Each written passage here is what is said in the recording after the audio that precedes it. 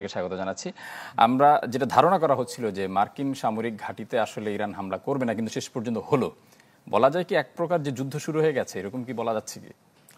দেখেন, যুদ্ধ শুরু তো আগেই হয়ে গিয়েছে, কিন্তু যুদ্ধের বিস্তৃতিকরণ ঘটবে কি না সেটাই এখন দেখবার বিষয়। এই যে ইরান মার্কিন ঘাঁটিগুলোতে আঘাত করলো, এটা হচ্ছে প্রথম কার্যকর স্টেপ বলতে পারি। এসকালেটরি প্রেশারস বলি আমরা, বিস্তৃতিকরণ প্রক্রিয়া শুরু হওয়া। কিন্তু এটা কি আসলেই বিস্তৃতিকরণ? ইরানের আক্রমণটা কি আগে থেকে যদি শোনা যায় যে কাতারকে জানিয়ে রাখা হয়েছিল, এমন যদি হয়ে যেয়ে থাকে যে আমেরিকা অলরেডি ইরানের কাছ থেকে সিগন্যালস পেয়েছে যে আমরা আক্রমণ করতে যাচ্ছি, এই এই এই এই কালচারটা কিন্তু ডেভেলপ করেছে যুদ্ধে, এখনকার আধুনিক যুদ্ধে, যে আপনি আগে থেকে ওয়ার্নিং দেন যাতে কোল্যাটারাল ড্যামেজ কমে যায়, মানে সাধারণ জনগণের যেন মৃত্যুর মুখে না পড়ে। এখন একটা হতে পারে যে এটা একটা ফেস সেভিং ডিভাইস, যে ইরান কয়েক জায়গায় মার্কিনী ঘাঁটিগুলোতে আঘাত করে তারপর এই পথ থেকে হয়তো কিছুটা কমিয়ে নেবে, কিন্তু এটা আনলাইকলি। মোর লাইকলি হচ্ছে আমার যেটা মনে হয় যে ইরানের পররাষ্ট্রমন্ত্রীর সাথে পুতিনের রাশিয়াতে গিয়েছে, সাক্ষাৎ হয়েছে। তার আগে তিনি টার্কিতে গিয়েছিলেন। আমার মনে হয় ইরান যথেষ্ট সমর্থন পেয়েছে এবং খুব সম্ভবত রাশিয়ার কাছ থেকে হয়তোবা ইরান একটা কমিটমেন্ট পেয়েছে যে রাশিয়া কন্টিনিউয়াস ফ্লো মেনটেইন করবে, হাইপারসনিক মিসাইলস প্রোভাইড করতে। এটার কারণ হচ্ছে এই যে রাশিয়ার যখন সবচেয়ে ক্রিটিক্যাল নিড ছিল ইউক্রেনের যুদ্ধে, যখন রাশিয়া অস্ত্র প্রোডাকশনের ক্যাপাবিলিটিতে পিছিয়ে যাচ্ছিল, তখনই কিন্তু ইরান সবচেয়ে ড্রোনস সাপ্লাই দিয়েছে রাশিয়াকে। ওই শাহেদ ড্রোনস, এগুলো খুবই এফেক্টিভ ছিল ইউক্রেনে।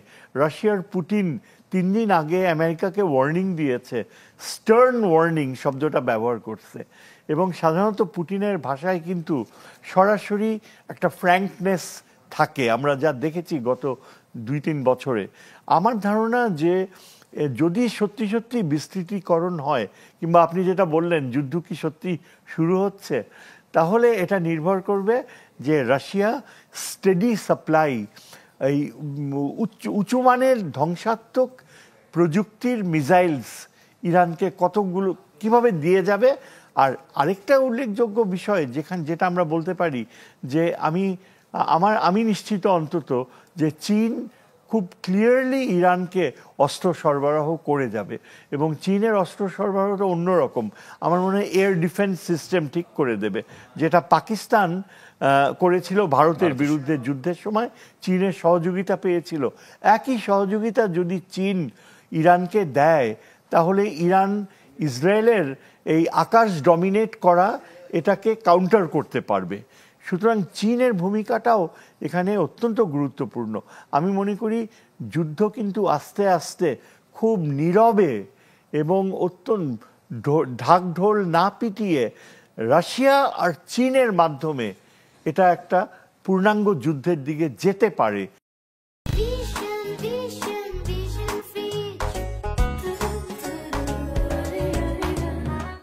এখনো নিশ্চিতভাবে বলছি না, কিন্তু আমি জানি যে চীনেরও স্টেকস রয়েছে, রাশিয়ারও স্টেকস রয়েছে। চীনের ধমনী হচ্ছে ইরান। ধমনী মানে গ্যাস আর আপনার তেল, এটা ইরানের ভিতর দিয়ে যে চীনে যায় রেল পথে, সড়ক পথে, এটা অত্যন্ত অস্তিত্ব সংক্রান্ত বাস্তবতা চীনের জন্য। কাজেই ইরান পরাজিত হোক, ইরানকে একেবারে মিশিয়ে দিক, এটা কখনো চীন চাইবে না, চীন হতে দেবে না। তার মানে বলা যাচ্ছে যেহেতু রাশিয়া এবং চীন ইরানের পাশে এসে দাঁড়িয়েছে, এমন প্রেক্ষাপটে ট্রাম্প কিন্তু হোয়াইট হাউসে বৈঠক ডেকেছেন। তো সেই প্রেক্ষাপটে মার্কিনীদের পরবর্তী পদক্ষেপগুলো আসলে কি হতে পারে চীন এবং রাশিয়ার কথা বিবেচনা করে? এখন ট্রাম্প কিন্তু তার প্রথম যে সব ধ্বংস করে দিল ওই বক্তৃতায় এটাও অ্যাড করেছে যে এটাই শুরু, আগামীতে আমরা আরও ইরানের লক্ষ্যবস্তুতে আঘাত করব। এখন ট্রাম্প যাদের সাথে বসেছে অ্যাডভাইজার্স, আমার ধারণা বেশিরভাগ অ্যাডভাইজার্সই কিন্তু খুব বেশি সম্মতি দিচ্ছে না। আপনি যদি তাদের বডি ল্যাঙ্গুয়েজ দেখেন, এমনকি ভাইস প্রেসিডেন্ট কিন্তু অত্যন্ত মানে খুবই চিন্তিত তার এক্সপ্রেশনে। আমার ধারণা যে ট্রাম্প এককভাবে এই নেতানিয়াহুর প্রচণ্ড ফ্ল্যাটারি শব্দটা, ফ্ল্যাটারির কাছে ট্রাম্প সারেন্ডার করেছে এবং ট্রাম্প মনে করে সে এখন সরাসরি ইরানকে ধ্বংস করে তার ইমেজ আমেরিকাতে আবার ফিরিয়ে আনবে। এবং এই যে মিটিং হচ্ছে এখন, এই মিটিংগুলোতে ট্রাম্প চাপিয়ে দেবে তার ইচ্ছাগুলো এবং আমার মনে হয় আমেরিকা ইরানকে আরও আঘাত হানবে। এখানে আমেরিকার অবশ্য সেই সামরিক শক্তি রয়েছে যে পিন পয়েন্ট করে স্যাটেলাইটের মাধ্যমে ইরানের সেই মিলিটারি সাইটসগুলো ডিস্ট্রয় করা।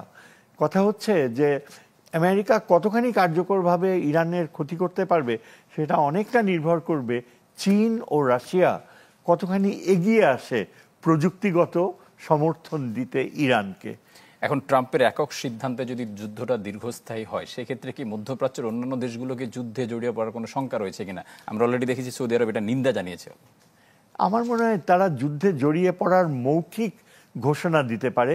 আরব রাষ্ট্রগুলো এত বেশি ডিপেন্ডেন্ট আমেরিকার উপরে যে তারা মৌখিক ঘোষণা দেবে, কিন্তু কূটনীতিকভাবে তারা ইরানকে আশ্বাস দিতে চেষ্টা করবে যে তুমি যতখানি সাকসেসফুল হও, তোমার সাকসেসের উপর নির্ভর করবে যে আমরা আমাদের আমেরিকার প্রতি আনুগত্য কত গভীর রাখবো কি রাখবো না। তবে আরব বিশ্বের দেশগুলোর খুব বেশি প্রভাবিত করার সামর্থ্য নেই। তাদের প্রাসঙ্গিকতা হচ্ছে যে আমেরিকা কত নির্বিঘ্নে ওই ওমানে, কাতারে, বাহরাইনে ঘাঁটিগুলো ব্যবহার করতে পারে। যদি আমেরিকা নির্বিঘ্নে ব্যবহার করতে পারে, যদি ওই আরব বিশ্বের জনমত চাপ না দেয়, তাহলে বলা যেতে পারে যে আমেরিকার জন্য বিশেষ সুবিধা হবে। কিন্তু এটা মারাত্মক পরিণতি নিয়ে আসবে, কারণ যদি ইসরায়েল বসে পড়ে, যদি ইসরায়েল এখানে এই আগামী দিনগুলোতে তার প্রাধান্য প্রতিষ্ঠিত করে, তাহলে কিন্তু মধ্যপ্রাচ্যে আবার আমেরিকান কর্তৃত্ব চলে আসবে এবং এটা কিছুতেই আমার মনে হয় যে মেনে নেবে না। আমার ধারণা যে ইরান যুদ্ধেও করে যেতে চায়, তারা অত্যন্ত বীরের জাতি। তাদের ইতিহাস দেখলে আপনি দেখতে পাবেন যে আরব বিশ্বের তুলনায় পারস্য জাতি কিন্তু অত্যন্ত গর্বিত জাতি। তারা অলওয়েজ লুক ডাউন করে আরব কালচারকে এবং পার্সিয়ান কালচারের সুপিরিয়রিটি তারা অত্যন্ত সচেতন। এবং আমি মনে করি যদি তাদের মানে হাজার হাজার ইরানিয়ানদের মৃত্যুবরণ করতে হয়, যদি তারা যুদ্ধ করার মতো তাদের সামর্থ্য থাকে, অস্ত্র থাকে, তারা যুদ্ধ করে যাবে। ইসরায়েলকে ধ্বংস করার ব্যাপারে তারা পিছপা হবে না।